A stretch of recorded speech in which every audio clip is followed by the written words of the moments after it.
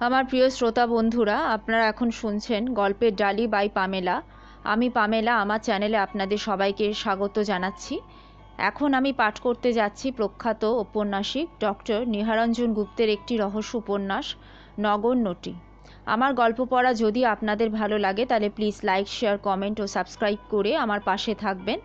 যারা সাবস্ক্রাইব করছেন তাদের অসংখ্য ধন্যবাদ জানাচ্ছি। এছাড়া পাশে থাকা বেল আইকন প্রেস করবেন, তাহলে আপনাদের কষ্ট করে চ্যানেল সার্চ করতে হবে না। আমি যখনই কোনো নতুন গল্প উপন্যাস আপলোড করব আপনাদের কাছে তার নোটিফিকেশান চলে যাবে।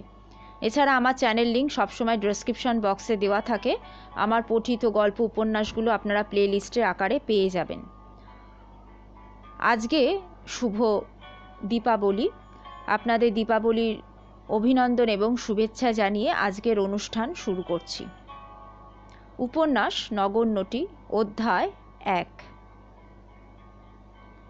আজকাল আর সুরজিৎ সন্ধ্যার কিছু পরে ঠিক বাধা টাইমে আসছে না। আগে তো নয়, বরং আধ ঘন্টা, 3/4, কখনো কখনো 1 ঘন্টা পরেও আসে। তবে আসে ঠিকই। একদিনও আসা তার বাদ যায় না। আর সেই কারণে সন্ধে থেকে রাত 8টা পর্যন্ত মালঞ্চকে প্রস্তুত হয়েই থাকতে হয়। এই সময়টা সে কোথাও বেরোতে পারে না। মালঞ্চ শোবার ঘরে বড় আয়নাটার সামনে একটা ছোট টুলের ওপর বসে সাদা হাতির দাঁতের চিরুনিটা দিয়ে চুল আঁচড়াচ্ছিল। দীর্ঘ কেশ তার, এত দীর্ঘ যে কোমর ছাড়িয়ে যায়। একসময় কেশের দৈর্ঘ্য তার আরও বেশি ছিল, এখন অনেকটা কম। চুল আঁচড়াতে আঁচড়াতে অন্যমনস্কভাবে মালঞ্চ সামনের মসৃণ আরশির গায়ে প্রতিফলিত তার নিজের চেহারার দিকে তাকাচ্ছিল। নিজের চেহারার দিকে তাকিয়ে থাকতে তার বেশ ভালো লাগে। বয়স তার যাই হোক, দেহের বাঁধুনি তার আজও বেশ আটসাটি আছে। গালে ও কপালে অবশ্যই 2-4টে বক্ররেখা পড়েছে, তা সেগুলো ফেস ক্রিমের প্রলেপ পড়লে চট করে তেমন ধরা যায় না। মালঞ্চ অবশ্যই বুঝতে পারে তার বয়স হচ্ছে, আর সেই কারণেই বোধহয় নিজের দেহচর্চা সম্পর্কে সর্বদাই সজাগ থাকে। কিছুক্ষণ আগে শহরের বুকে সন্ধ্যা নেমেছে তার ধূসর আঁচলখানি বিছিয়ে। জুন মাস শেষ হতে চলল, এখনও বৃষ্টির চিহ্ন নেই। সারাটা দিন ভ্যাপসা গরম। দুপুরে এখানে ওখানে খানিকটা মেঘ জমেছিল, মনে হয়েছিল বুঝি বিকেল বা সন্ধ্যার দিকে বৃষ্টি নামবে, কিন্তু নামল না। সুরজিতের আজকাল আসার কোনো সুনির্দিষ্ট নিয়ম নেই এবং সময়ও নেই, তাহলেও সে আসবেই একবার, এবং সেই কারণে প্রতি সন্ধ্যায় মালঞ্চকে সেজে গুজে প্রসাধন করে প্রস্তুত থাকতে হয়। অনেক সময় মালঞ্চর নিজেকে যেন কেমন ক্লান্ত লাগে। আজকাল কিছুদিন ধরে মালঞ্চ যেন লক্ষ্য করছে সুরজিতের মধ্যে একটা পরিবর্তন, কেমন যেন একটু গম্ভীর ভাব। বালিগঞ্জের বনেদি পাড়ায় দোতলার একটা ঘরে আয়নার সামনে দাঁড়িয়ে ভেজা চুলের মধ্যে সাদা হাতির দাঁতের চিরুনিটা চালাতে চালাতে ভাবছিল মালঞ্চ। এক ঝলক মিষ্টি গন্ধ নাকে এসে ঝাপটা দিল মালঞ্চ।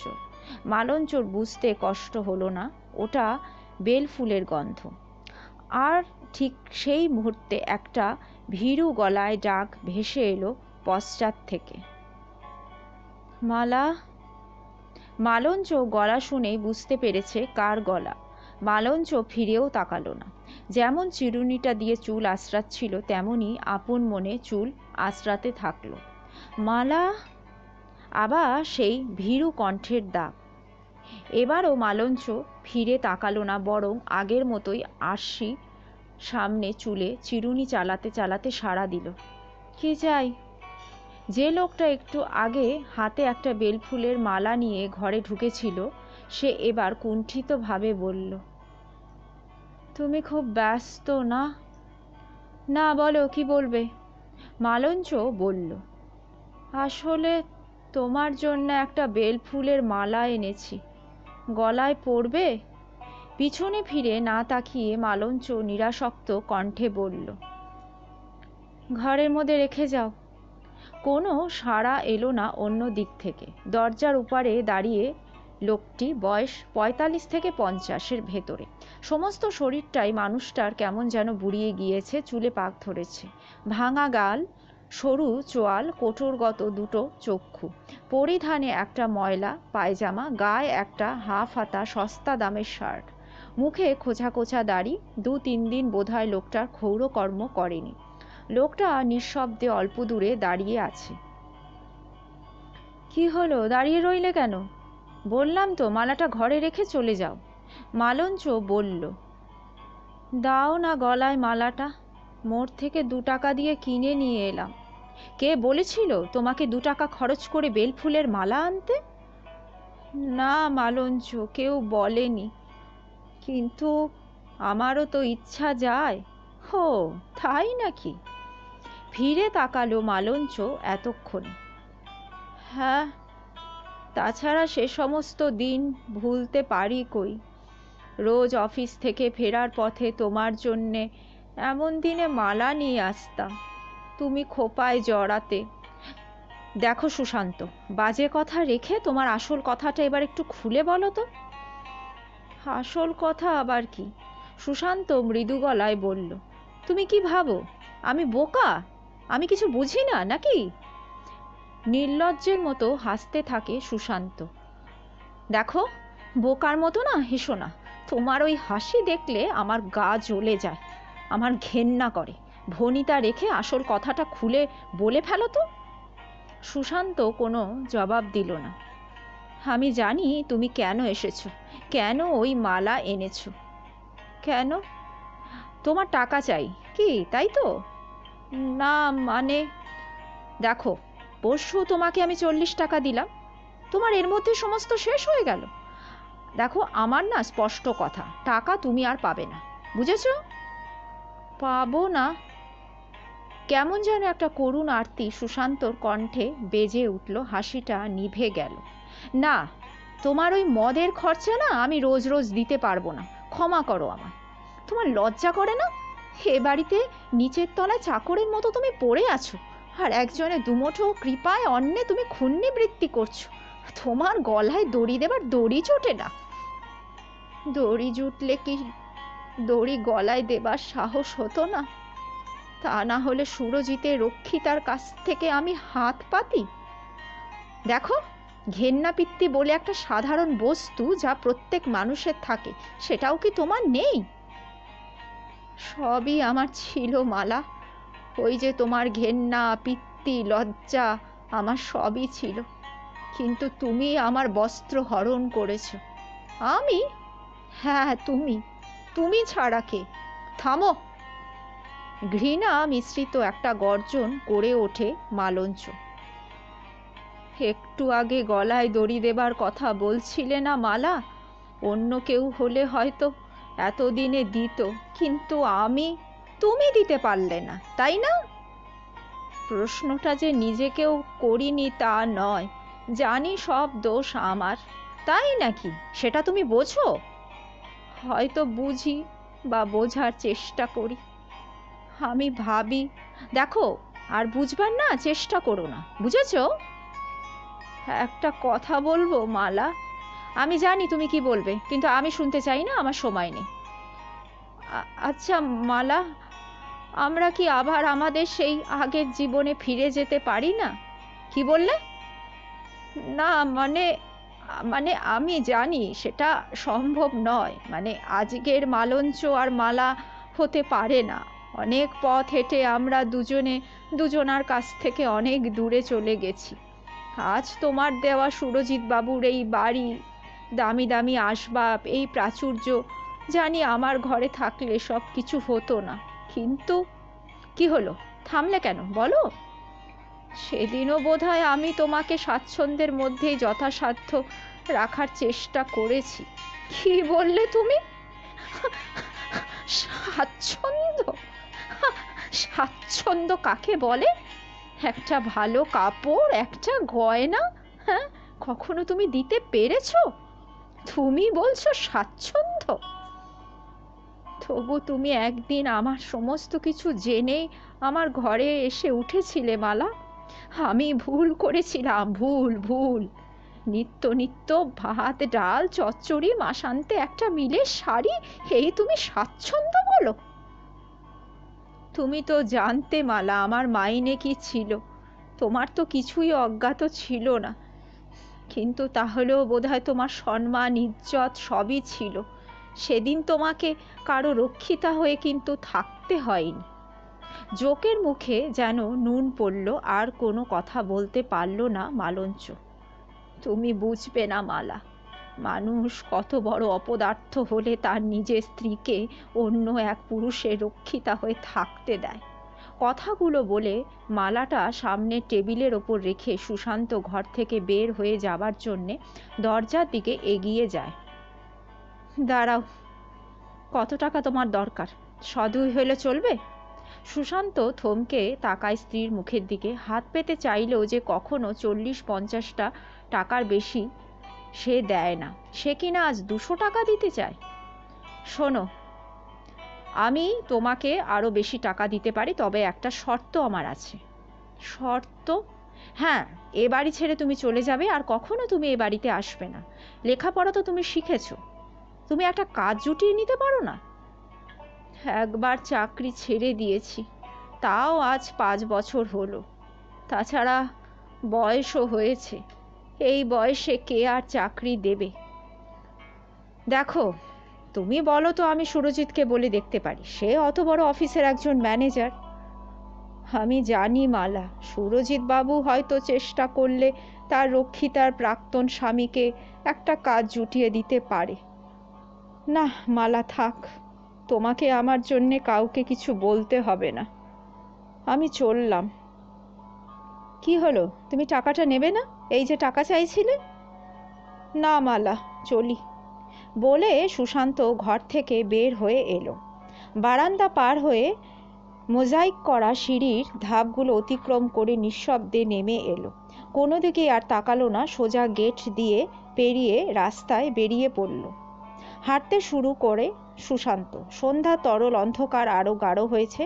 পথের দুপাশে আলোগুলো যেন সেই অন্ধকারকে যতটা তরল করা উচিত ততটা পারছে না। তবে কি আকাশে মেঘ নামছে? সত্যি কি বৃষ্টি জমছে? এবার বৃষ্টি নামবে। বাতাসে একটা ঠান্ডা ভাব, ভিজে ভিজে ভাব। নামুক বৃষ্টি। হঠাৎ যেন যে ঘেন্না বা লজ্জা এতদিন তার মনের মধ্যে জাগেনি, সেটাই যেন তার সারা মনকে আচ্ছন্ন করে ফেলল। সত্যি তো, সে কি মারা গেছে? একটা মৃত মানুষ সে। নচেত নিজের স্ত্রী আর একজনের রক্ষিতা হয়ে যেখানে পড়ে আছে, সেখানে সে কেমন করে পড়ে আছে? শুধু পড়ে থাকার কথা নয়, দুবেলা আহার করছে, নেশার টাকা হাত পেতে নিচ্ছে। হ্যাঁ, মালঞ্চ ঠিকই বলেছে, তার গলায় দড়ি দেওয়া উচিত ছিল। বৃষ্টিটা বোধহয় সত্যি নামবে, নামলে ভিজতে হবে। যে বাড়ি থেকে এই মাত্র সে বের হয়ে এলো, সেখানে বোধহয় সে আর ফিরতে পারবে না। একটু মদ হলে বোধহয় সে অনেকটা সুস্থ বোধ করতে পারত। আগে কোনোদিন মদও স্পর্শ করেনি সুশান্ত, কিন্তু ওই মালঞ্চই একদিন তার হাতে মদের গ্লাস তুলে দিয়েছিল। সুশান্ত খেতে চায়নি, কিন্তু মালঞ্চ বলেছিল, আরে খাও না, দেখো তোমার মাথার ভূতটা নেমে যাবে, নিজেকে বেশ অনেকটা তোমার হালকা মনে হবে। তোমার ইচ্ছা আমি খাই? হ্যাঁ হ্যাঁ, খাও। আচ্ছা দাও। সেই শুরু, তারপর চলছে। এখন আর না হলে তার চলে না। আবার ভাবে সুশান্ত, আর সে হিন্দুস্তান রোডের বাড়িতে ফিরবে না। 5-5টা বছর সে কেমন করে ছিল বালিগঞ্জ হিন্দুস্তান রোডের ওই বাড়িটায়। সত্যি তার মনে কোনো ঘৃণা নেই, লজ্জা নেই? সুরজিতের রক্ষিতার বাড়িতে একতলার একটা ঘরে কেমন করে কাটালো সুশান্ত এত দীর্ঘদিন এবং রাত্রিগুলো? মধ্যে মধ্যে সন্ধ্যা হলে মালঞ্চর কাছ থেকে 25-30টা টাকা নিয়ে সে বের হয়ে পড়ত। তারপর ঢাকুরিয়া ব্রিজের নিচে যে লিকার শপটা খুলেছে, সেখান থেকে একটা রামের বোতল কিনে লেকের কোনো নির্জন জায়গায় গিয়ে বসত। বোতলটা শেষ হলে অনেক রাত্রে টলতে টলতে সুরজিতের রক্ষিতার বাড়ির সামনে এসে দাঁড়াতো। নিচের তলা জানলাটার সামনে মৃদু কণ্ঠে ডাকত, রতন, হ্যাঁ রতন, দরজাটা একটু খোল না বাবা। দাঁড়াও, খুলছি বলে রতন দরজাটা খুলে দিত। তারপর প্রতি রাতের মতন বলতো, আচ্ছা বাবু, মানদা তোমার খাবার তোমার ঘরে ঢাকা দিয়ে রেখে গেছে, আর তুমি এত রাতে ফেরো? হ্যাঁ, তোমার জন্য কতক্ষণ বসে থাকবো? বলে রতন তার ঘরে চলে যেত, আর সেও তার ঘরে গিয়ে ঢুকতো। বেশিরভাগ রাতেই খেত না সুশান্ত। কেন যেন গলা দিয়ে ভাত, ডাল, মাছ, দুধ, মিষ্টি কিছুই নামতে চাইতো না। প্রথম প্রথম রতনের কেমন যেন কৌতূহল হতো সুশান্ত সম্পর্কে, কে এই লোকটা, কিন্তু না পারত গিন্নিমাকে শুধোতে, না পারত বাড়ির অন্য কাউকে শুধোতে। বাবু আসেন রোজ বিকেলে, রাত 11টা 11:30 নাগাদ আবার তার গাড়িতে চেপে চলে যান। ঝকঝকে গাড়িটা ঠিক সন্ধ্যের কিছু পূর্বে বাড়ির সামনে এসে দাঁড়ায়। উর্দি পরা ড্রাইভার নেমে গাড়ির দরজা খুলে দেয়। সুরজিৎ ঘোষাল গাড়ি থেকে নেমে কোনো দিকে না তাকিয়ে সিঁড়ি দিয়ে দোতলায় উঠে যান। জুতোর শব্দটা সিঁড়ির মাথায় মিলিয়ে যায়। আবার রাত 11:30 নাগাদ জুতোর শব্দ শোনা যায়। রতন বুঝতে পারে সুরজিৎ ঘোষাল বের হয়ে যাচ্ছেন। ড্রাইভার গাড়ির দরজা খুলে দেয়। সুরজিৎ ঘোষাল গাড়িতে উঠে বসলে গাড়িটা হুশ করে বের হয়ে যায়। তার প্রশ্নের জবাব একদিন গিন্নিমার ঝি মানদাই দিয়েছিল। রতন প্রশ্ন করেছিল মানদাকে, হ্যাঁ গা মানদা, রোজ রাত্রে বাবু চলে যান কেন বলো তো? ফিক করে হেসে ফেলেছিল মানদা। সে বলল, আরে ওসব লোকেরা তাদের মেয়ে মানুষের ঘরে রাত কাটায় নাকি রে, আসে আর যায়, বুঝলি? কি বলছো? মেয়ে মানুষ? উনি তো বাবু স্ত্রী, মানে গিন্নিমা। মৃদু হেসে মানদা বলেছিল, হে পাড়া সকলে সেটাই জানে রে, তবে উনি তো কর্তার বিয়ে করা স্ত্রী নন না। রতন কল্পনাও করতে পারেনি যে গিন্নিমা সুরজিৎ ঘোষালের বিয়ে করা স্ত্রী নয়। তাই সত্যি অবাক হয়ে কিছুক্ষণ চেয়েছিল মানদার মুখের দিকে। কি বলছো? সত্যি? আরে তবে কি মিথ্যা কথা বলছি? কি করে জানলে, মানে কে বলল? আরে কে বলবে, আমি জানি, উনি বাবু রক্ষিতা। রক্ষিতাকে বাবু এ বাড়িতে স্থান দিয়েছেন। কি বলছো? ভদ্রপাড়ায় বাবু তার রক্ষিতাকে রেখেছেন, মানে পাড়ার লোকেরা কেউ কিছু বলবে না? এই কলকাতা শহরে না পাশের বাড়ির লোক ও পাশের বাড়ির লোকের খোঁজ রাখে না। রাখলেই বা কি, জানলেই বা কি, কেউ তার উচ্চবাচ্য করবে না? এনারা সব যে ভদ্রলোক গো। তাছাড়া কে কার রক্ষিতা জানাটা এত সহজ নয়, বুঝলে? এ কি আর সেই সব পাড়ার মেয়ে ছেলে যে একেবারে চিহ্নিত করা? রতনের যেন কথাটা শুনে বিস্ময়ের কোনো অবধি থাকে না। মানদা তখনও বলে চলেছে, এ শহরে কত ভদ্রলোকের মেয়েদেরই দেখলাম, কত যে অমন দেহ ব্যবসা চালাচ্ছে তার তো আর জানবার কোনো উপায় নেই। মানদার কথাগুলো শুনলেও কিন্তু সেদিন পুরোপুরি বিশ্বাস করে উঠতে পারেনি রতন। তবে সেটা নিয়ে সে মাথাও ঘামায়নি। ঘামাতেই বা কেন যাবে? চাকরি করতে এসেছে, সে চাকরি করবে। কর্তা গিন্নির হাড়ির খবর দিয়ে তার কি প্রয়োজন? কিন্তু যেদিন রতন জানতে পেরেছিল নিচের তলার ওই বাবুটি গিন্নিমার স্বামী, রতন প্রচণ্ড ধাক্কা খেয়েছিল। ওই সংবাদটা মানদাই পেশ করেছিল তার কাছে। আচ্ছা মানদা, ওই নিচের তলায় যে বাবুটি থাকেন উনি কে? মানে মধ্যে মধ্যে দেখি গিন্নিমার ঘরে যান। মুচকি হেসে মানদা বলেছিল, উনি আমাদের গিন্নিমার স্বামী গো। কি? উনি গিন্নিমার স্বামী? আগে হ্যাঁ, উনি গিন্নিমার স্বামী। সুরজিৎ ঘোষাল এ বাড়ির আসল মালিক হলো গিন্নিমার স্বামী হচ্ছে নিচের তলার বাবু। এ পাড়ার সবাই জানে ওটা সুশান্ত মল্লিকের বাড়ি। সুশান্ত মল্লিক ব্যবসা করেন, পাড়ার লোকেরা মধ্যে মধ্যে আসে, গল্পগুজবও করে। সুশান্ত মল্লিক হেসে হেসে তাদের সাথে কথাও বলে, কিন্তু তারা কেউ অনুমান করতে পারে না ভিতরের ব্যাপারটা কি। অধ্যায় 2। সুশান্ত হাঁটতে হাঁটতে এসে লেকে ঢুকলো। এখন লেকে অত মানুষজনের কোনো ভিড় নেই। জলের ধার ঘেঁষে গাছতলার নিচে অন্ধকার একটা বেঞ্চে বসলো সুশান্ত। বুকের ভেতরটা আজ এত বছর পরে কেন যেন জ্বালা করছে। নিরুপায় আক্রোশে যেন নিজেকে ক্ষতবিক্ষত করে ফেলতে চায় সুশান্ত। এত বড় লজ্জাটা সে বহন করছে এই 7 বছর ধরে।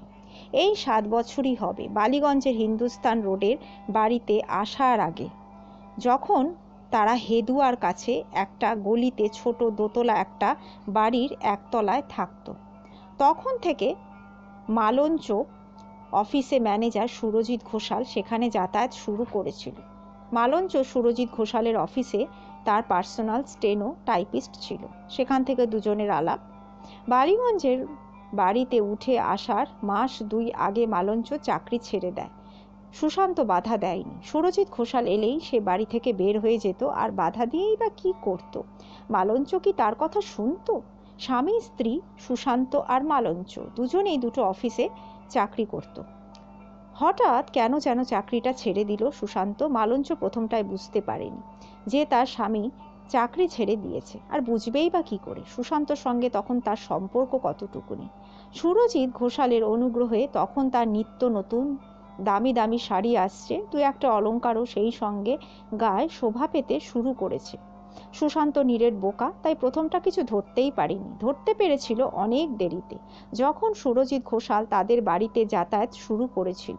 তার আগে মধ্যে মধ্যে অফিস থেকে তার ফিরতে দেরি হলে মালঞ্চ সুশান্তকে বলেছিল অফিসে কাজের চাপ।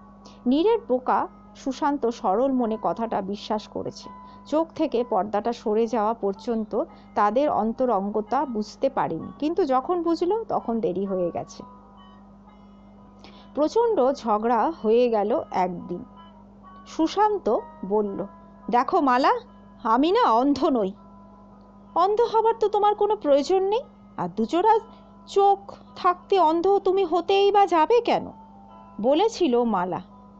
তার মানে তুমি সুরজিৎ ঘোষালে রক্ষিতা হয়ে থাকতে চাও? মালঞ্চ বোধহয় বুঝতে পারেনি কথাটা অমন স্পষ্টাস্পষ্টিভাবে সুশান্ত উচ্চারণ করতে পারে। মুহূর্তের জন্য সে সব স্তব্ধ হয়ে গেল, তারপর বলল, দেখো, উল্টোপাল্টা কথা না একদম বলবে না। সুরজিৎকে আমি ভক্তি করি। ও তাই নাকি? তাহলে তোমার আজ প্রয়োজন ডিভোর্সের, কিন্তু শুনে রাখো মালঞ্চ, আমি তোমাকে ডিভোর্স দেব না। তাই নাকি? তো তুমি বাধা দিতে পারবে? হ্যাঁ দেব, প্রয়োজন হলে বাধা দেব, আর আমি দেখব আমার এ বাড়িতে যেন সে আর না আসে। তোমার বাড়ি? কি বললে? এটা তোমার বাড়ি? গত 7 মাস ধরে এ বাড়ির ভাড়া কে দিয়েছে তুমি জানো? ওই সুরজিৎ ঘোষাল, বুঝলে? মালা, হ্যাঁ, আমার স্পষ্ট কথা না, তুমি শুনে রাখো। তোমার অসুবিধা হলে তুমি এই বাড়ি ছেড়ে চলে যেতে পারো।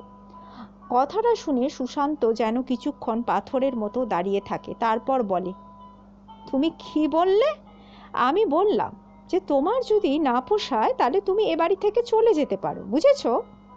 আর যদি না যাই তাহলে বুঝবো তোমার লজ্জা ঘেন্না কিচ্ছু নেই। তোমাকে তোমাকে আমি খুন করব, একটা বেশ্যা, চরিত্রহীন। তারপর মালঞ্চ শান্ত গলায় বলেছিল, ডোন্ট শাউট। আজ পর্যন্ত তুমি কি দিয়েছো আমায়? হ্যাঁ, আমাদের বিয়ে হয়েছে আর 4 বছর, কটা শাড়ি গয়না তুমি দিয়েছো বলতে পারো? একটা অন্ধকার গলির মধ্যে এই একতলার স্যাঁতস্যাঁতে ঘরে মানুষ কোনোদিন সুস্থ থাকতে পারে? এর নাম জীবন ধারণ? তুমি ভুলে যেও না, আমি চাকরি না করলে তোমার ওই 200 টাকায় না আজকালকার দিনে দুবেলা পেট ভরে খাওয়াই জুটতো না। আর শোনো, গোলমাল চেঁচামেচি তুমি করবে না। তোমার প্রাপ্য থেকে তোমাকে আমি বঞ্চিত করছি না, তবে হ্যাঁ, এত বড় সুযোগটা যখন আমার হাতে এসেছে আমি তখন ছেড়ে দেবই বা কেন? কি হলো সুশান্তের? তারপরে আর একটা কথাও সে বলতে পারেনি। অফিসে যাওয়া তার বন্ধ হয়ে গেল। অতঃপর কেবল রাস্তায় ঘুরে বেড়াতে লাগলো। কেটে গেল আরও 2 মাস।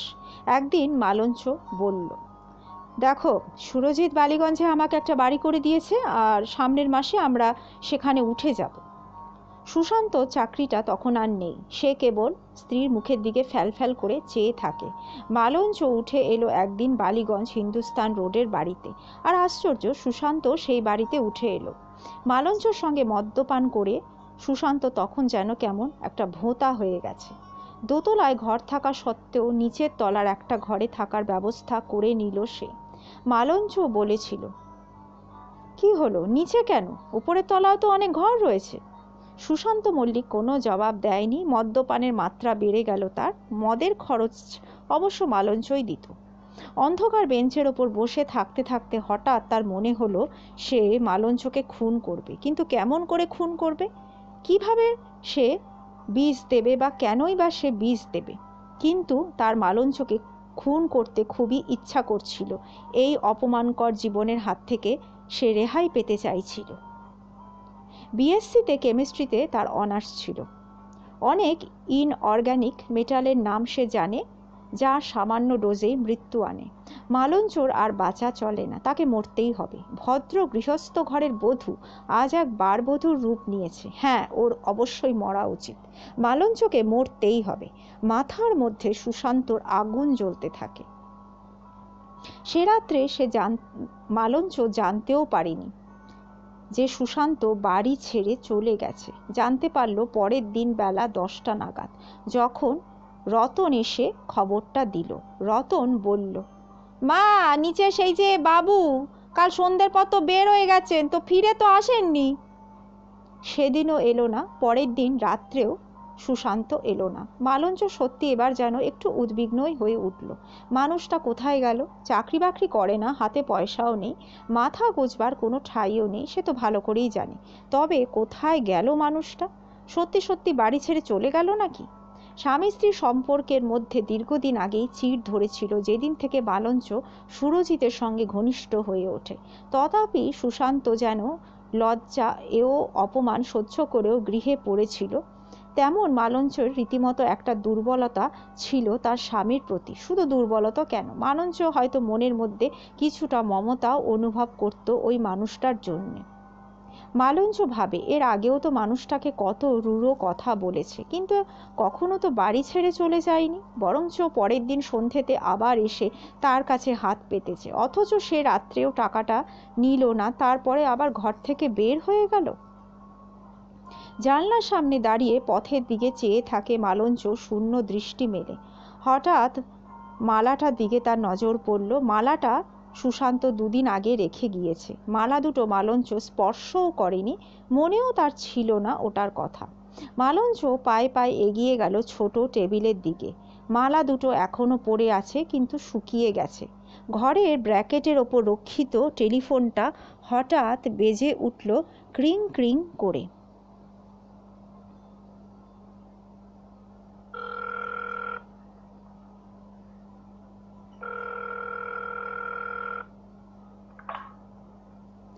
ধীরে ধীরে এগিয়ে এসে মালঞ্চ ফোনের রিসিভারটা তুলে নিল। ওপাশ থেকে আওয়াজ ভেসে এলো পুরুষ কণ্ঠে, হ্যালো, হ্যাঁ কে? হ্যাঁ মালঞ্চ, আমি দীপ্তেন বলছি। হ্যাঁ বলো। তা তুমি কোথাও বেরোচ্ছ নাকি? না, বেরোচ্ছি না, বলো। আচ্ছা শোনো, আমি তাহলে আসছি। হ্যাঁ, এখনই আসছি। মালঞ্চ কোনো সাড়া দিল না। অন্য প্রান্তে ফোনের রিসিভার নামিয়ে রাখার শব্দ হলো। মালঞ্চ ফোনটা নামিয়ে রাখল। অলসভাবে তাকালো দেয়াল ঘড়িটার দিকে। সবে 6:45, বাইরে সন্ধ্যার ঘোর নেমেছে। সুরজিৎ এখন আসবে না। আজ দুদিন ধরে মালঞ্চ লক্ষ্য করছে সুরজিতের আসতে সেই 9টা, সোয়া 9টা বেজে যাচ্ছে। সমস্ত বুঝে মালঞ্চ দীপ্তেনকে আসতে মানা করল না। আজ 1 বছর ধরে দীপ্তেনের সঙ্গে মালঞ্চর আলাপটা জমে উঠেছে। গত বছর মার্চে সে আর সুরজিৎ পুরে গিয়েছিল কয়েকদিনের জন্যে। সেই সময় একদিন সি বিচে দীপ্তেনের সঙ্গে মালঞ্চর আলাপ হয়েছিল। বছর 32-33 বয়স হবে দীপ্তেনের। লম্বা চওড়া বলিষ্ঠ চেহারা। এখনো বিয়ে থা করেনি, ব্যাচেলর। বিলেত থেকে কি সব ম্যানেজমেন্ট নাকি পড়ে এসেছে। একটা বড় ফার্মে বেশ মোটা টাকা মাইনের চাকরি করে। দীপ্তেন ভৌমিককে দেখে আকৃষ্ট হয়েছিল মালঞ্চ। দীপ্তেনও তার প্রতি আকৃষ্ট হয়েছিল। আলাপ ঘনীভূত হয় কলকাতায় এসে। আজ প্রায় মাস 6 হলো। দুপুরে মাঝে মধ্যে তার ওখানে আসতে শুরু করে দীপ্তেন। একদিন দীপ্তেন হাসতে হাসতে বলেছিল, তোমার স্বামী যদি টের পেয়ে যান? না, এই সময় তো সে এখানে থাকে না। আরে সেই জন্যই তো আমি এই সময় আসি, কিন্তু তাহলেও যদি ধরো টের পেয়ে যায়। দেখো দীপ্তেন, তোমাকে একটা কথা বলি, সুরজিৎ কিন্তু আমার স্বামী নয়। দীপ্তেন কথাটা শুনে একেবারে বোকা। বলছিল, তুমি কি বলছো? সুরজিৎ তোমার স্বামী নয়? না, স্বামী নয়, এবং আমি এটা ঠিকই বলছি। তবে সুরজিৎ ঘোষালের সঙ্গে তোমার কিসের সম্পর্ক? We are friends, just friends. Friends? হ্যাঁ। তাহলে তোমার স্বামী মানে তুমি তো বিবাহিতা?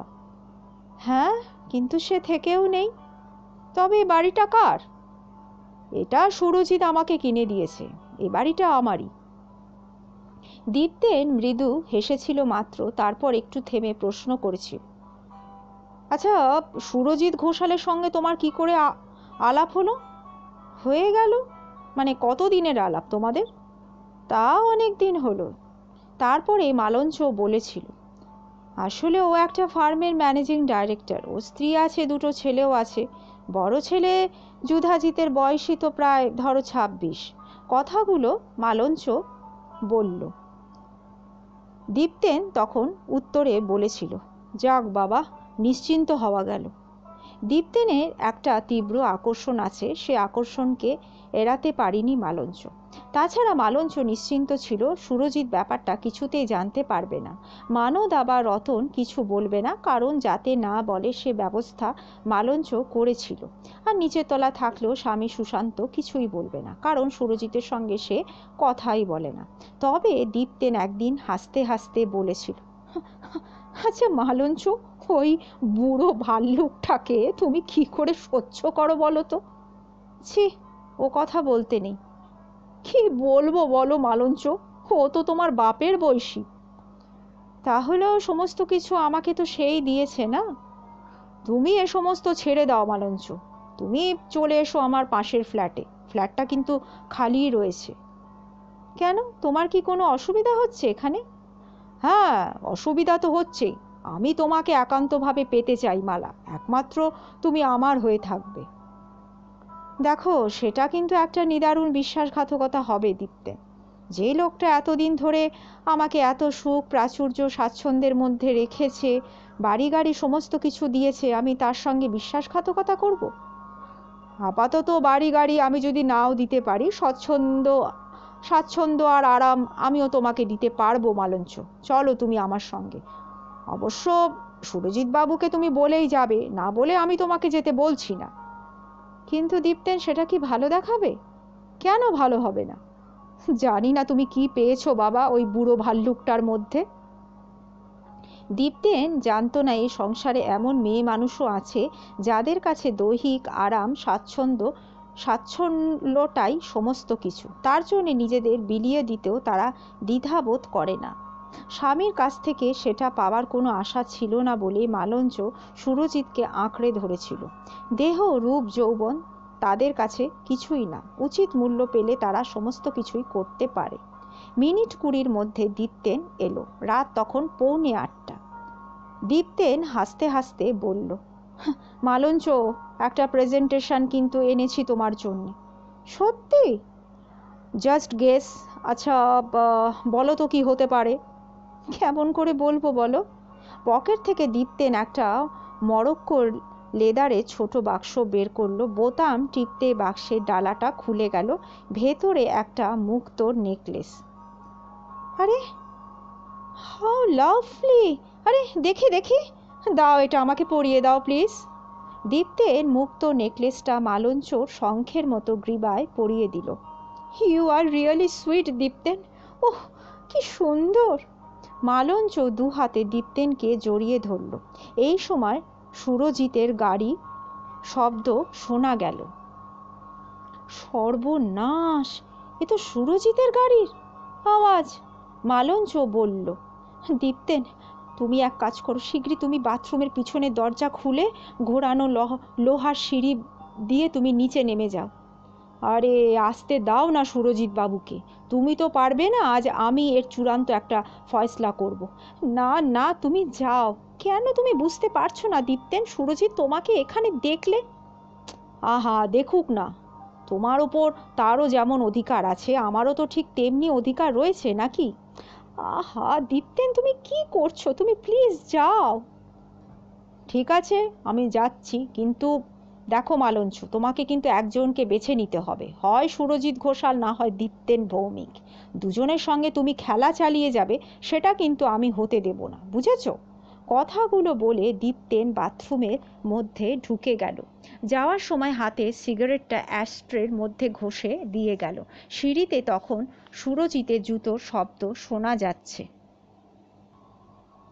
মালঞ্চ সুরজিৎ সম্পর্কে একটু ভুল করেছিল। সে ভেবেছিল তার আর দীপ্তেনের গোপন মিলনের ব্যাপারটা সুরজিৎ ঘুণাক্ষরেও জানতে পারবে না। জানবার একমাত্র উপায় মানদা আর রতন, কিন্তু টাকার লোভে তারা সুরজিতের কানে কথাটা তুলবে না সে ভেবেছিল। কিন্তু তার ওখানে একটা হিসেবে ভুল হয়েছিল। রতন বলেনি, কিন্তু মানদা সুরজিতের কানে কানে আকারে ইঙ্গিতে কথাটা তুলে দিয়েছিল। সুরজিতের ইদানিং ভাবান্তরের কারণও তাই। সেটা মালঞ্চ অনুমানও করতে পারেনি। কিন্তু সুরজিৎ মুখে কিছু প্রকাশ করেনি, তককে তককে ছিল সুযোগের অপেক্ষায়। তবু দীপ্তেনকে ধরতে পারেনি, কারণ দীপ্তেন এমনই সময় আসতো যখন সুরজিতের আসার সম্ভাবনা নেই। দুই একবার তথাপি সে সারপ্রাইজ ভিজিট দিয়েছে, তবু দীপ্তেনকে ধরতে পারেনি মালঞ্চর সাবধানতার জন্যে।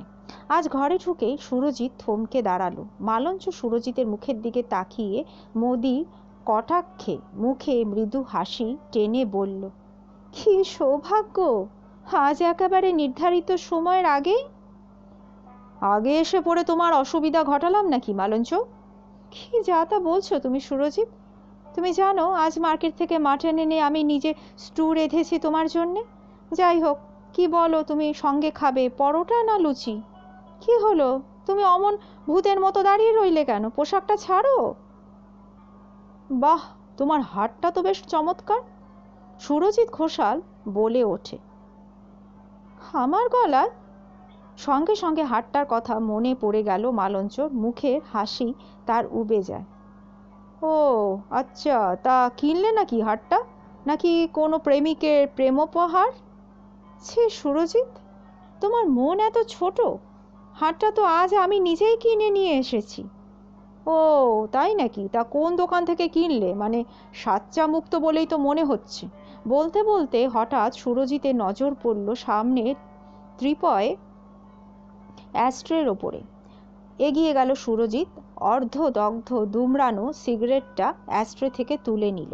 তারপর শান্ত গলায় সুরজিৎ বলল, আচ্ছা মালঞ্চ, দীপ্তেন ভৌমিক কখন এসেছিল? দীপ্তেন ভৌমিক? হ্যাঁ, আকাশ থেকে পড়ার ভাব করো না মালঞ্চ। ব্যাপারটা কিন্তু আমার কাছে কোনো গোপন কিছু আর নেই। কি গোপন নেই? এই যে তুমি বেশ কিছু কাল ধরে দীপ্তেন ভৌমিকের সঙ্গে বেশ মাতামাতি করছো, আমি কিন্তু সেটা জানি। হঠাৎ সোজা রিজু হয়ে দাঁড়ালো মালঞ্চ, বলল, হ্যাঁ এসেছিল। তাই নাকি? তা কেন সে এখানে আসে? তুমি কৈফিয়ত চাইছো? হ্যাঁ, চাওয়াটা নিশ্চয়ই কোনো অন্যায় কিছু নয়। তুমি ভুলো না সুরজিৎ, আমি কিন্তু তোমার বিয়ে করা স্ত্রী নই। হ্যাঁ, সেটা আমি জানি, তুমি আমার রক্ষিতা। তুমি ভদ্রভাবে কথা বলো সুরজিৎ। ভদ্রভাবে কথা বলবো কার সঙ্গে? তোমার সঙ্গে? একটা হারলটের সঙ্গে? শ্যাট আপ হারামজাদি! তুই আমার খাবি, আমার ঘরে থাকবি, আর তুমি বের হয়ে যাও এখান থেকে। যাও, বের হয়ে যাও! মালঞ্চ চিৎকার করে ওঠে। আবার বলে, তুমি এই মুহূর্তে বের হয়ে যাও আমার বাড়ি থেকে সুরজিৎ, এটা না আমার বাড়ি। সুরজিতের বোধহয় মনে পড়ে যায় সে বৎসর খানেক পূর্বে পাকাপোক্তভাবে বাড়িটার দলিল রেজিস্ট্রি করে দিয়েছিল মালঞ্চের নামে। তাই সে বলে, ঠিক আছে আমি যাচ্ছি, কিন্তু আমি তোকেও ছেড়ে দেব না হারামজাদি। গলা টিপে তোকে আমি শেষ করে দেব। মুহূর্তে সুরজিৎ ঘর থেকে হনহন করে বের হয়ে গেল। রাগে মালঞ্চ তখন ফুঁসছে। একটু পরে মানদা এসে ঘরে ঢুকে বলল, কি হয়েছে মা? বাবু তো চলে গেলেন। তুই এক কাজ কর মানদা, নিচের দরজার তালা চাবিটা দিয়ে চাবিটা আমার কাছে এনে দে। কিন্তু নিচের বাবু যদি ফিরে আসেন? আচ্ছা ঠিক আছে, তুই যা। আর হ্যাঁ শোন, ওই নিচের বাবু এলে তুই আমাকে জানাবি। অধ্যায় 4। ব্যাপারটা পরে জানা যায়। আগের দিন অর্থাৎ শুক্রবারের সন্ধ্যার ঘটনা। পরের দিন শনিবার মানদা সকাল 6:45 নাগাদ চা নিয়ে এসে দরজা ঠেলে দেখে ভিতর থেকে দরজাটা বন্ধ। প্রথমে ডাকাডাকি করে মানদা, পরে দরজায় ধাক্কা দিতে থাকে, কিন্তু ঘরের ভেতর থেকে মালঞ্চর কোনো সাড়া পাওয়া গেল না। মানদা ভয় পেয়ে রতনকে ডেকে আনে। দুজনে তখন আরও জোরে জোরে দরজায় ধাক্কা দিতে আর চেঁচামেচি করে ডাকতে থাকে, তবু কোনো সাড়া নেই। মানদা ভয় পেয়ে গিয়েছে তখন। কাঁপা কাঁপা গলায় রতনকে বলল, রতন, এই ব্যাপার কী রে? সাড়া দিচ্ছে না কেন রে? ঠিক সেই সময় সিঁড়িতে স্যান্ডেলের শব্দ পাওয়া গেল। মানদা বলল, উফ, মর্গে যা, এ সময় আবার কে এলো রে? মালঞ্চর স্বামী সুশান্ত সিঁড়ি দিয়ে উপরে উঠে এলো। মাথার চুল রুক্ষ, এক মুখ খোঁচা খোঁচা দাড়ি, পরনের প্যান্ট আর শার্টটা আরও ময়লা হয়ে গিয়েছে। মানদা সুশান্তকে দেখে বলল, বাবু, মা তো ঘরের দরজা খুলছে না গো। খুলবেও না আর কোনো দিন। হ্যাঁ, কি বলছো বাবু? খুলবে না মানে? আমি জানি সব শেষ হয়ে গেছে। আমি চললাম, থানায় খবর দাও, তারাই এসে দরজা ভেঙে ঘরে ঢুকবে। বলে যেমন একটু আগে এসেছিল সুশান্ত, তেমনভাবেই সিঁড়ি দিয়ে নেমে গেল। সুশান্ত কিন্তু বাড়ি থেকে বেরিয়ে গেল না, সিঁড়ি দিয়ে নেমে নিচের তলায় নিজের ঘরে গিয়ে ঢুকলো। ঘণ্টা 2 পরে থানার অফিসার নিচের ঘরে ঢুকে দেখতে পেলেন তক্তপোষের ওপর সুশান্ত গভীর নিদ্রায় আচ্ছন্ন। সুশান্ত কথাগুলো বলে যাওয়ার পর রতন কিছুক্ষণ সামনের বারান্দায় দাঁড়িয়ে থাকে। তারপর মানদার দিকে কেমন যেন বিহ্বল বোবা দৃষ্টিতে তাকিয়ে থাকে। মানদাও চুপচাপ দাঁড়িয়ে, তার মুখে কোনো কথা নেই। কিছুক্ষণ পর রতনের যেন বিহ্বলতা কাটে। সে বলে, এই মানদা, শোন, তুই কোথাও যাস নে, আমি থানাতে চললাম, বুঝলি? সে কি রে, থানায় কেন রে? আরে কি বোকা রে তুই! সত্যি যদি মা মারা পড়ে থাকেন, তাহলে ঘরের দরজা ভেঙে কি আমরা খুনের দায় পড়বো নাকি? হ্যাঁ, খুন! অস্ফুট কণ্ঠে চিৎকার করে ওঠে মানদা। কে জানে, হতেও তো পারে। কাল 11টা পর্যন্ত যে মানুষটা বেঁচে ছিল, হঠাৎ সে যদি রাত্রে ঘরের মধ্যে মরে পড়ে গিয়ে থাকে, আমার বাবা ভালো ঠেকছে না। নিশ্চয়ই কোনো গোলমাল আছে। আমি চললুম থানায় খবর দিতে। বলতে বলতে রতন সিঁড়ির দিকে এগুলো। হ্যাঁ, এই রতন, শোন শোন শোন, হ্যাঁ শোন শোন, আমাকেও তাহলে সঙ্গে নিয়ে চল। মানদা বলল, আমায় সঙ্গে নে? মানদাকে খিচিয়ে উঠে রতন আবার বলল, হ্যাঁ, তুই কচি খুকি নাকি রে? মাইরি বলছি রতন, আমি আমি কিছু জানি না। মাইরি বলছি, আমি কিচ্ছু জানি না রে। জানিস না তো থানার লোক এসে যখন জিজ্ঞাসা করবে তখন সেটাই বলবি। আমি কাল রাত 11টার সময় যখন নিচে নেমে চলে যাই, মা তো তখন চেয়ারে বসে একটা বই পড়ছিল। জল জ্যান্ত ছিল মানুষটা তখন। হ্যাঁ, তাহলে সেটাই বলবি। আমি আসছি। বলে রতন সিঁড়ি বেয়ে নিচে নেমে গেল। স্থানীয় থানার দারোগা সুশীল চক্রবর্তীর বয়স খুব একটা বেশি নয়, বছর 40 হবে। রতনের মুখে সংবাদটা পেয়ে জনা 2 সেপাই নিয়ে তিনি হিন্দুস্তান রোডের বাড়িতে চলে এলেন। মানদা তখনও বন্ধ দরজার সামনে দাঁড়িয়ে রয়েছে, তার চোখ মুখ ফ্যাকাশে। একটা অজ্ঞাত ভয় যেন মানদাকে আচ্ছন্ন করে ফেলেছে। সুশীল চক্রবর্তী মানদাকে দেখিয়ে রতনকে জিজ্ঞাসা করলেন, এ কে? আগে বাবু, আমি এবারই ঝি, মানদা। তা কোন দরজা? ওই যে দরজা, দেখুন না। সুশীল চক্রবর্তী দরজাটা একবার ঠেললেন, দরজা ভেতর থেকে বন্ধ। জোরে জোরে দরজার গায়ে কয়েকবার ধাক্কা দিলেন, ভেতর থেকে কোনো সাড়া শব্দ পাওয়া গেল না। বিক্রম সিং? জি হুজুর। দরজাটা ভেঙে ফেলো। কিন্তু ঘরের দরজা ভাঙা অত সহজ হলো না। মজবুত কাঠের দরজা, দরজার গায়ে ইয়ের লক সিস্টেম। অনেক কষ্টে প্রায় আধ ঘন্টা ধরে চেষ্টার পর বিক্রম সিং আর হরদয়াল উপাধ্যায় দরজাটা ভেঙে ফেলল। ঘরের মধ্যে ঢুকে সুশীল চক্রবর্তী থমকে দাঁড়ালেন।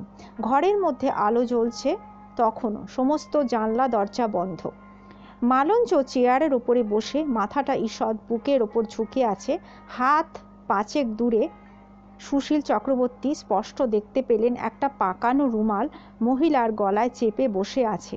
কিছুক্ষণ নিঃশব্দে উপবিষ্ট ওই দেহটার ওপর তাকিয়ে থেকে পায়ে পায়ে এগিয়ে গেলেন সুশীলবাবু। চোখ দুটো বিস্ফারিত, মুখটা ঈষৎ হা হয়ে আছে এবং মুখের ভেতর থেকে জিহ্বাটা সামান্য বের হয়ে গেছে। গায়ে হাত দিলেন, শরীর ঠান্ডা এবং শক্ত কাঠ। সুশীল চক্রবর্তীর বুঝতে কষ্ট হলো না, মহিলা অনেকক্ষণ আগেই মারা গেছেন।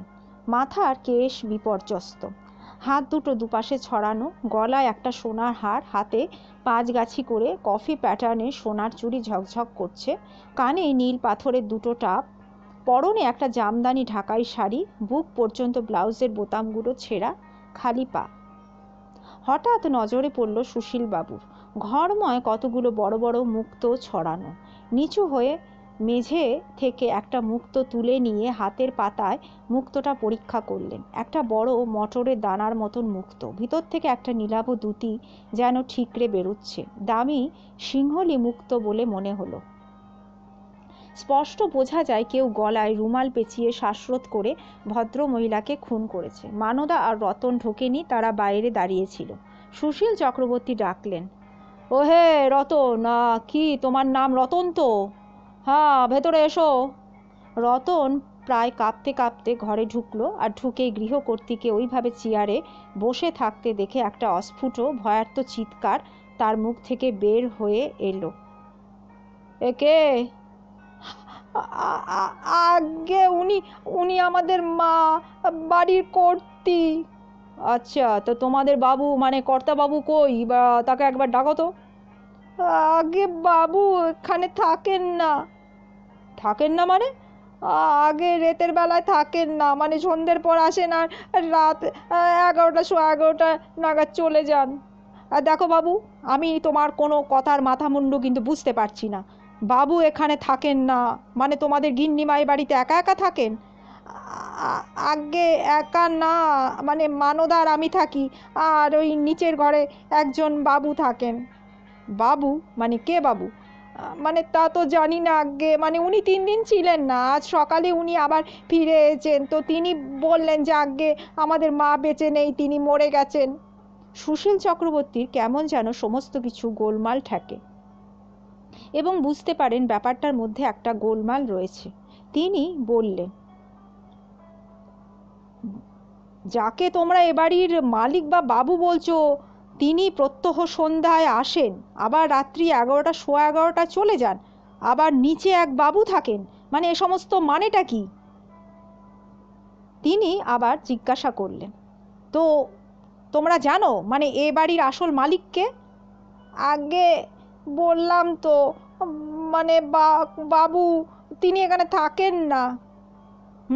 তা তার নামটা জানো, মানে তার নাম কি? আগে শুনেছি সুরজিৎ ঘোষাল। আচ্ছা, তা নিচে যে বাবু থাকেন তার কি নাম? আগে জানি না। তো সে বাবুটি কে? আগে জানি না। তা তুমি কি করে জানলে যে এ বাড়ির আসল মালিক সুরজিৎ ঘোষাল? আগে মানদার মুখে শুনেছি। আচ্ছা, ডাকো তো মানদাকে। সুশীল বাবু বললেন, এই মানদা, এদিকে আয়, দারোগা বাবু কি শুধাচ্ছেন বল। রতন মানদাকে ডেকে আনলো। মানদা এসে ঘরে ঢুকলো। একটু মোটার দিকে চেহারা, বয়সে 30-35 হবে। মনে হয় মাথার চুল পরিপাটি করে আঁচড়ানো ছিল, এখন একটু বিপর্যস্ত। পরনে একটা ভেলভেটের মিহি শাড়ি, গলায় একগাছা সরু হার, হাতে সোনার রুলি, চোখ মুখের চেহারাটা বেশ সুশ্রী। আচ্ছা, তোমার নাম কি মানদা? আগে বাবু। তো ইনি কি তোমাদের গিন্নিমা? আগে। কাঁপা কাঁপা গলায় বলল মানদা। ঘরে পা দেওয়ার সাথে সাথে ব্যাপারটা সে বুঝে নিয়েছিল। আচ্ছা শোনো, তোমাদের কর্তাবাবুর সঙ্গে এর কি সম্পর্ক ছিল? আগে ইনি সুরজিৎ বাবুর বিয়ে করা স্ত্রী নন। কি, বিয়ে করা স্ত্রী নন? আগে না। এবার সুশীলবাবু বুঝতে পারেন মহিলাটা সুরজিৎ ঘোষালের রক্ষিতা ছিল। তিনি বললেন, তার মানে উনি সুরজিৎ বাবু রক্ষিতা ছিলেন? আগে হ্যাঁ বাবু। আচ্ছা, এর কোনো আত্মীয় স্বজন কি আছে? হ্যাঁ আছে। কে? ওর স্বামী বাবু। স্বামী? তো কোথায় থাকেন তিনি, মানে তার নাম জানো? হ্যাঁ জানি, ও মানে সুশান্ত বাবু, ওই এ বাড়ির নিচের তলায় থাকেন। কি, এখানে থাকেন? হ্যাঁ। তো তিনি কোথায়? মানে বাবু বোধহয় নিচে আছেন। আচ্ছা, কাল রাত্রে বাড়ি ছিলেন সুশান্ত বাবু? আগে 3 দিন ছিলেন না, আজ সকালে এসেছেন। ব্যাপারটা সুশীল চক্রবর্তীর কাছে তখনও পরিষ্কার হয় না। সুশীল চক্রবর্তী আবার প্রশ্ন করলেন, আচ্ছা সুরজিৎ বাবু কি রোজ আসতেন এখানে? হ্যাঁ আসতেন বই কি। আর ওর স্বামী? এই তো একটু আগে বললুম তো, সে মানুষটার সঙ্গে এর কোনো সম্পর্ক ছিল না। তা উনি ওপরে আসতেন না? না, তবে হ্যাঁ, মাঝে মধ্যে টাকার দরকার হলে মানে মদ খাবার পয়সা চাইতে আসতেন। হুম। তা তুমি কতদিন আছো এখানে? আগে বাবু 4 বছরের বেশি তো হবেই। আর উনি? উনি কতদিন আমি জানি না বাবু, তবে শুনেছি বাড়িটা সুরজিৎ বাবু ওকে কিনে দিয়েছিলেন। হুম। তা গ্যারেজে একটা গাড়ি দেখলাম। হ্যাঁ বাবু, সুরজিৎ বাবু ওটা গিন্নি মাকে কিনে দেন। আচ্ছা, তো ড্রাইভার নেই? আগে না, মা নিজেই চালাতেন। আচ্ছা, রতন কতদিন আছে এখানে? ও আমার মাস 2 পরে আসে। মানে তার আগে একটা বুড়ো ছিল ভৈরব, সে কাজ ছেড়ে দেওয়ার পর রতন আসে। আচ্ছা, সুরজিৎ বাবু কোথায় থাকেন তুমি জানো? আগে আমি জানি না বাবু, তবে ফোন নাম্বারটা জানি। সুশীল চক্রবর্তী মানদার কাছ থেকে ফোন নাম্বারটা নিয়ে ঘরের কোণে দেওয়ালে ব্র্যাকেটের ওপর রক্ষিত ফোনটার কাছে গিয়ে রিসিভার তুলে নম্বর ডায়াল করলেন। একজন ভদ্রমহিলা ফোন ধরলেন। তিনি বললেন, আচ্ছা, এটা কি সুরজিৎ বাবুর বাড়ি? হ্যাঁ। তা তিনি বাড়িতে আছেন? হ্যাঁ আছেন, মানে ঘুমাচ্ছেন। আধ ঘন্টা পরে আপনি ফোন করবেন। আপনি একটা কাজ করুন, তাকে একবার একটু ডেকে দিন, আমার জরুরি দরকার আছে। কিন্তু আপনি কে? আপনি কোথা থেকে বলছেন? আপনি কে কথা বলছেন? আমি ওর স্ত্রী। হ্যাঁ আচ্ছা শুনুন, বিশেষ দরকার আছে, আমি পুলিশ অফিসার, একবার তাকে একটু ডেকে দিন তো। একটু পরে অন্য প্রান্ত থেকে একটা ভারী গলা শোনা গেল। সুরজিৎ ঘোষাল বলছি, আমি বালিগঞ্জ থানার ওসি সুশীল চক্রবর্তী, আপনাদের হিন্দুস্তান রোডের বাড়ি থেকে বলছি, আপনি এখানে একবার একটু চলে আসুন। কি ব্যাপার? এ বাড়িতে একজন খুন হয়েছে, যত তাড়াতাড়ি পারেন চলে আসুন, বলে সুশীল চক্রবর্তী ফোন রেখে দিলেন। সুশীলবাবু আবার মানদাকে প্রশ্ন করলেন, আচ্ছা, ওর স্বামী বলছিলে না নিচের ঘরে থাকে? হ্যাঁ বাবু। চলো তো একবার নিচে। একজন সেপাইকে ঘরের মধ্যে দাঁড় করিয়ে রেখে সুশীল চক্রবর্তী মানদাকে নিয়ে সিঁড়ি বেয়ে নিচে নামলেন। বাড়িটা দোতলা, ওপরে 3খানা ঘর, নিচেও 3খানা ঘর, আর আছে দোতলায় একটা ঘর, তার নিচে গ্যারেজ। সুশীলবাবু যখন ঘরে ঢুকলেন, সুশান্ত তখন ঘুমে অচেতন। সুশীল চক্রবর্তী একবার ঘরটা চারিদিকে দৃষ্টি বুলিয়ে নিলেন। একটা বেতের চেয়ার, একটা খাট, এক কোণে দড়ির আনলায় কতগুলো ময়লা প্যান্ট শার্ট লুঙ্গি ঝুলছে, আর এক কোণে ছেঁড়া ময়লা কাবুলি চপ্পল, কাচের গ্লাসে চাপা দেওয়া একটা জলের কুজো। লোকটা শার্ট প্যান্ট পরে ঘুমাচ্ছে। ও মশাই, শুনছেন? ও মশাই, উঠুন উঠুন, ও মশাই। কয়েকবার ডাকেও ঘুম ভাঙল না। শেষ পর্যন্ত ধাক্কা দিয়ে সুশান্তর ঘুম ভাঙাতে হলো। চোখ রগড়াতে রগড়াতে সুশান্ত উঠে বসল। কে? আমি থানা থেকে আসছি। আপনার কি নাম? আমার নাম দিয়ে কি হবে আপনার? আরে মশাই, যা জিজ্ঞাসা করছি তার জবাব দিন তো। ধমকে উঠে বললেন সুশীল চক্রবর্তী। বলুন, আপনার কি নাম? সুশান্ত মল্লিক। আচ্ছা, তো এ বাড়ি কি আপনার? আগে না। তবে এ বাড়ি কার? কে জানে কার। সে কি মশাই, আপনি জানেন না, অথচ এ বাড়িতে আপনি থাকেন? ভারী আশ্চর্য তো। তা আপনি সুরজিৎ ঘোষালকে চেনেন? হ্যাঁ, চিনব না কেন? কে লোকটা? আপনি ওপরে গিয়ে মালঞ্চকে শুধান না, তিনি আপনার সমস্ত প্রশ্নের জবাব দেবেন। মালঞ্চ কে? সুশান্ত হেসে বলল, মালঞ্চকে চেনেন না? সুরজিৎ ঘোষালের মেয়ে মানুষ। তো আপনি তার কে হন? আমি কেউ হই না। আপনি মিথ্যা কথা বলছেন। মানদা বলছিল যে উনি আপনার স্ত্রী। বাজে কথা, আপনি নিজেই গিয়ে শুধান না ওকে। কাকে শুধাবো মশাই? She is dead. তাহলে সত্যি ডেড? মানে আপনি জানেন? আমি ভেবেছিলাম যে আমি ওই মহৎ কর্মটি করব, অর্থাৎ একদিন আমি ওকে হত্যা করব, কিন্তু সেটা তো আর হলো না দেখছি। মাঝখান থেকে ওই হারলটটাকে একজন কে এসে হত্যা করে গেল। However, I am really glad it is done. আচ্ছা, তো আপনি এ বাড়িতে থাকেন? হ্যাঁ, মালঞ্চর দয়ায়। তা আপনি এ বিষয়ে কিছু জানেন? মানে কে বা কারা তাকে হত্যা করতে পারে? না মশাই, আমি আদার ব্যাপারী, আমার জাহাজের সংবাদে কি প্রয়োজন বলুন। দেখুন স্যার, 3 দিন 3 রাত আমি ঘুমাইনি, ঘুমে আমার শরীর ভেঙে আসছে, প্লিজ আমাকে একটু ঘুমাতে দিন। বলতে বলতে সুশান্ত আবার খাটের ওপরে গা ঢেলে শুয়ে পড়ল। ঠিক সেই সময় বাইরে একটা গাড়ি আওয়াজ শোনা গেল। সুশীল চক্রবর্তী বাইরে এসে দেখলেন সৌম্য সুন্দর হৃষ্টপুষ্ট একজন পৌর ভদ্রলোক বিরাট একটা ইম্পোর্টেড কার থেকে নামছেন, পরনে পায়জামা পাঞ্জাবি, গায়ে চপ্পল।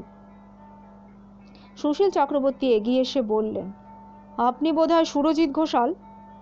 হ্যাঁ, ফোনে বলছিলেন কে যেন খুন হয়েছে, রীতিমতো জিজ্ঞাসা করলেন সুরজিৎ ঘোষাল।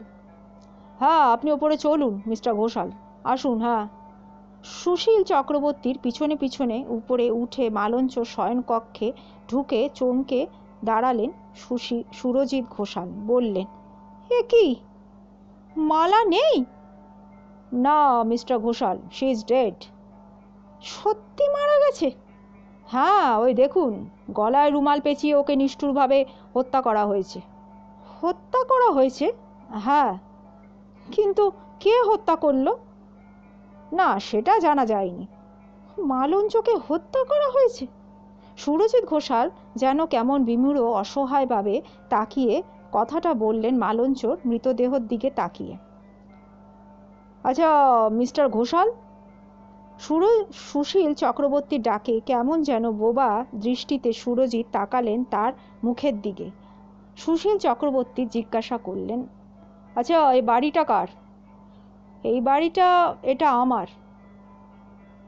মানে এ বাড়ির মালিক কে? মালিক মালঞ্চ। তার মানে আপনি বাড়িটা কিনে দিয়েছিলেন ওই মালঞ্চ মল্লিককে, কি তাই তো? কে বলল আপনাকে? আমি জেনেছি। সুরজিৎ ঘোষাল বোবা, আর উনি আপনার কিপিংয়ে ছিলেন, এটা কি সত্যি? হ্যাঁ। সুরজিৎ ঘোষাল কুণ্ঠার সাথে মাথা নিচু করে বললেন, তা উনি কত বছর আপনার কাছে ছিলেন? তা বোধহয় বছর 7 হবে। Quite a long period. তা কখনো মনোমালিন্য বা ঝগড়া টাগড়া কিছু হয়নি আপনাদের মধ্যে? ঝগড়া? না, মানে ইদানিং কিছুদিন ধরে আমি ওর ওপর অত্যন্ত বিরক্ত হয়েছিলাম। She was playing double role with me. I see. তো অন্য কোনো পুরুষ? হ্যাঁ। কি নাম তার? দীপ্তেন ভৌমিক। আচ্ছা, তো তিনি বুঝি এখানে যাতায়াত করতেন? হ্যাঁ, এবং আমার অগোচরে। তা আপনি কথাটা কি করে জানলেন? If you don't mind mister Ghoshal. Somehow I smelled it. আমার কেমন একটা সন্দেহ হয়েছিল, বুঝতেই পারছেন। আই বিকেম অ্যালার্ট, এবং ক্রমশই আমি জানতে পারি একটু একটু করে। আচ্ছা, ওই যে দীপ্তেন ভৌমিক, তিনি কি করেন, মানে তিনি কোথায় থাকেন আপনি জানেন? হ্যাঁ, আমি শুনেছিলাম ও বালিগঞ্জে লেক রোডে থাকে। বিলেত থেকে ম্যানেজমেন্ট নাকি সমস্ত পাশ করে এসে 3 বছর হলো একটা ফার্মে কাজ করছে, মোটা মাইনেই পায়। আচ্ছা, তা দীপ্তেন বাবুর সঙ্গে মালঞ্চ দেবীর কি করে আলাপ হলো? বলতে পারেন আমার নির্বুদ্ধিতায়। কীরকম? গত বছর আমরা পুরীতে বেড়াতে যাই, তো সেখানেই আলাপ। আচ্ছা, তার বাড়ির ঠিকানা আপনি জানেন? হ্যাঁ, জানি। সুরজিৎ ঘোষালের কাছ থেকে ঠিকানা শুনে সুশীল চক্রবর্তী লিখে নিলেন তার নোট বইয়ে। আচ্ছা মিস্টার ঘোষাল, তিনি কি ভাড়াটে বাড়িতে থাকেন? না, ওটা একটা মাল্টি স্টোরিড বিল্ডিংয়ের 4তলার একটা ফ্ল্যাট। মনে হয় ফ্ল্যাটটা ও কিনেছে। বিক্রম সিং এই সময় একটা কাগজে করে কতগুলো মুক্তো এনে সুশীল চক্রবর্তীর হাতে দিয়ে বলল, স্যার, ঘরের মধ্যেই 50টা মুক্তো পাওয়া গিয়েছে, আর এই ছেঁড়া সিল্কের সুতো। সুশীল চক্রবর্তী কাগজটা সব সমেত মুড়িয়ে পকেটে রেখে বললেন, আচ্ছা মিস্টার ঘোষাল, আপনি কাল এখানে এসেছিলেন? হ্যাঁ, এসেছিলাম। কখন? এই ধরুন রাত্রি 8:15 নাগাদ। তারপর কখন চলে গেলেন? আধ ঘন্টা পরে। তা অত তাড়াতাড়ি চলে গেলেন যে? মানে একটা কাজ ছিল আমার। আচ্ছা, মালঞ্চ দেবীর স্বামী তো এ বাড়িতেই থাকেন, তো আপনি মানে কোনো আপত্তি করেননি? না। আপনার সঙ্গে ওনার পরিচয় আছে? হ্যাঁ, থাকবে না কেন?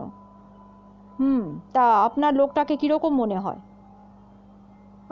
কি বলবো, মোস্ট নন ইন্টারফিয়ারিং, মানে শান্তশিষ্ট টাইপের একটা মানুষ আর কি।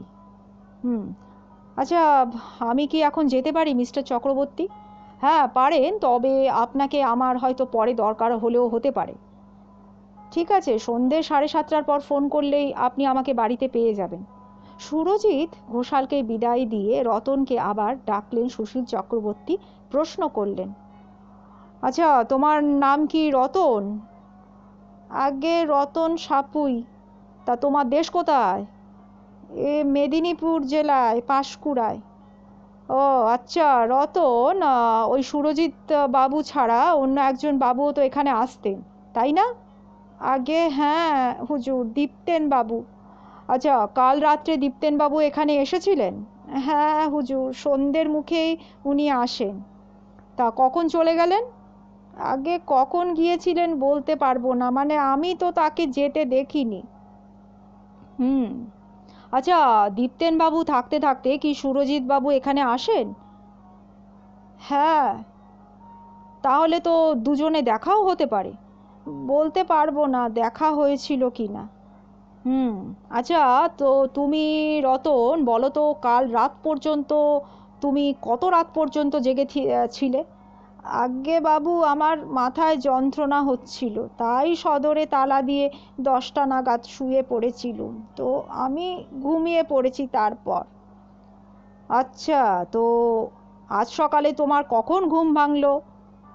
আজ্ঞে বাবু, ভোর 6টা থেকে 6:30টার মধ্যে মা চা খেতেন, তো মার হাত মুখ ধোয়া হয়ে গেলেই রান্নাঘরে বেলটা বেজে উঠতো, মানদা তখন চা নিয়ে উপরে যেত। আচ্ছা, তো এ বাড়িতে কে রান্না বান্না করে, তুমি না মানদা? আজ্ঞে আমি। আচ্ছা, বলো তারপর বলো। আজ্ঞে বাবু, 7টা বেজে যেত, বেল বাজলো না, তো মানদা চা নিয়ে উপরে গেল। তারপর তো বাবু আপনি সবই জানেন। হুম। তা রতন বাবা, তোমার মাইনে কত, মানে তুমি কত পেতে এখানে? আগে 100 টাকা, তাছাড়া 2-3 মাস পর পর জামা কাপড় পেতাম, মাঝে মধ্যে বকশিস। তাই নাকি?